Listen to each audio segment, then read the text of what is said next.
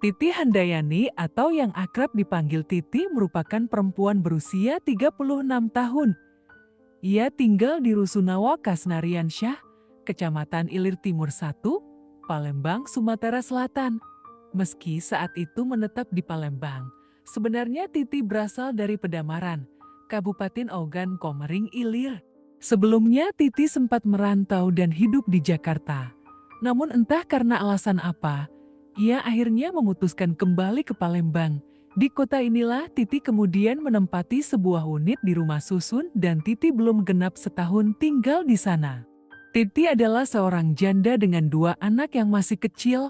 Anak pertamanya berusia 5 tahun, sementara anak keduanya baru berusia 10 bulan. Menurut para tetangga, Titi dikenal sebagai sosok yang supel dan juga religius. Untuk memenuhi kebutuhan sehari-hari, Titi memutuskan untuk membuka warung yang menjual berbagai macam manisan. Di Rusunawa tempat Titi tinggal, ada salah satu tetangga Titi bernama Suryanto alias Yanto yang baru berusia 25 tahun. Di Rusunawa, Yanto dan Titi menempati lantai yang sama.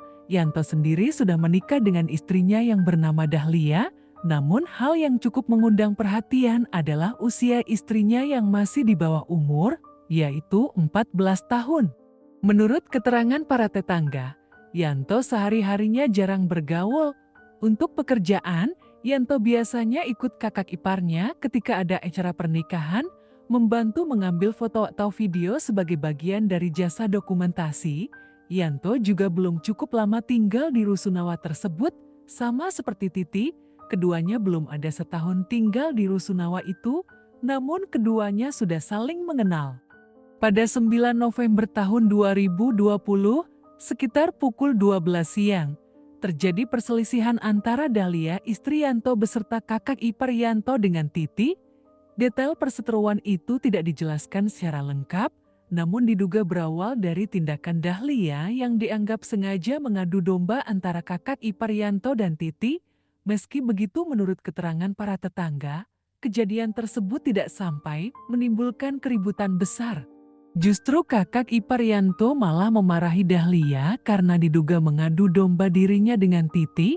Tidak terima dimarahi, Dahlia kemudian mengadu kepada Yanto. Ia menelpon suaminya dan menceritakan kejadian tersebut. Saat itu Yanto sedang bekerja. Namun Dahlia memintanya untuk segera pulang. Yanto yang tidak terima istrinya dimarahi merasa bahwa semua itu terjadi karena perbuatan Titi. Menurut pengakuan Yanto, sesampainya di rumah, ia sempat menghampiri Titi untuk meminta maaf atas sikap istrinya. Namun, menurutnya Titi justru menanggapi dengan kata-kata kasar. Merasa tidak enak, Yanto kemudian kembali masuk ke kamarnya. Tidak lama kemudian Yanto keluar lagi untuk mengantarkan buku tugas kepada keponakannya. Di perjalanan, Yanto kembali berpapasan dengan Titi. Yanto mengaku sempat menegur dan kembali meminta maaf, tetapi Titi tetap tidak menggubrisnya. Situasi itu membuat emosi Yanto terpancing, terlebih ia kembali teringat pada perkataan Titi sebelumnya yang dianggap telah mencacinya. Pada dini hari sekitar pukul 1:30, Yanto diam-diam masuk ke kamar Titi dengan memanjat melalui bagian belakang rumah yang memang tidak terkunci. Ia sengaja memilih jalur belakang agar tidak terekam kamera CCTV. Setelah berhasil masuk, Yanto kemudian mengambil pisau dapur milik Titi. Tanpa banyak waktu, ia langsung menusuk leher Titi yang saat itu sedang tertidur pulas. Ketika kejadian berlangsung, Titi tidur dalam posisi mengenakan headset, sehingga tidak menyadari kehadiran Yanto maupun suara di sekitarnya. Tidak hanya menusuk bagian leher, Yanto juga mengarahkan pisau ke lengan bawah dekat ketiak Titi, serta ke bagian pelipis matanya. Meski mengalami luka parah, Titi masih sempat bangkit tertatih-tatih keluar dari kamar sambil berteriak meminta tolong. Namun, ketika warga akhirnya datang setelah mendengar teriakan, mereka mendapati Titi sudah tidak bernyawa. Ia tergeletak terlentang di teras, mengenakan daster dan bersimbah cairan merah. Ironisnya, anak Titi yang baru berusia 5 tahun justru menjadi saksi kunci dari kejadian mengenaskan tersebut. Dalam keterangannya, Sang anak menyebut bahwa Om Yanto adalah orang yang membunuh ibunya. Pernyataan itu kemudian menjadi salah satu petunjuk penting dalam penyelidikan.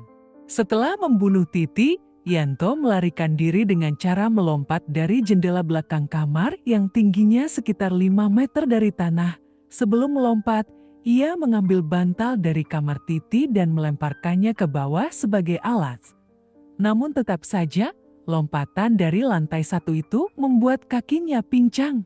Dengan kondisi kaki yang sudah terluka, Yanto berusaha keluar dari area rusun. Sesampainya di lingkungan sekitar, ia mendatangi salah satu rumah warga dan berpura-pura baru saja mengalami kecelakaan. Kepada warga tersebut, Yanto meminta perban, obat merah, dan bahkan dipinjami tongkat agar dirinya bisa berjalan. Warga yang sudah mengetahui bahwa pelakunya adalah Yanto segera mendatangi unit kamarnya, namun ketika mereka tiba, Yanto tidak berada di rumah.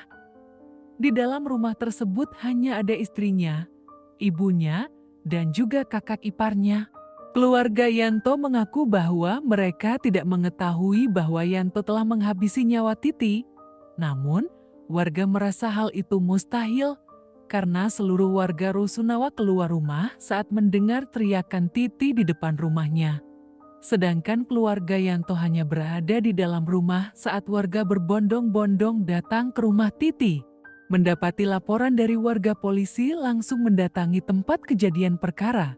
Kemudian setelah dilakukan olah tempat kejadian perkara dan penyelidikan keberadaan pelaku, Yanto ternyata diketahui bersembunyi di rumah kakak iparnya yang berlokasi 500 meter dari tempat kejadian perkara.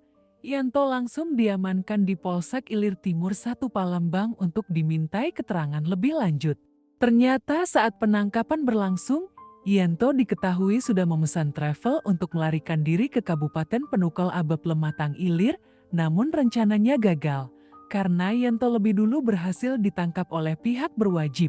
Setelah kejadian mengenaskan itu, anak Titi yang baru berusia 5 tahun sempat mengalami demam akibat menyaksikan langsung pembunuhan yang menimpa ibunya. Yang paling menyedihkan, ia sempat tidak mengetahui bahwa ibunya telah meninggal dan masih sering menanyakan keberadaan ibunya.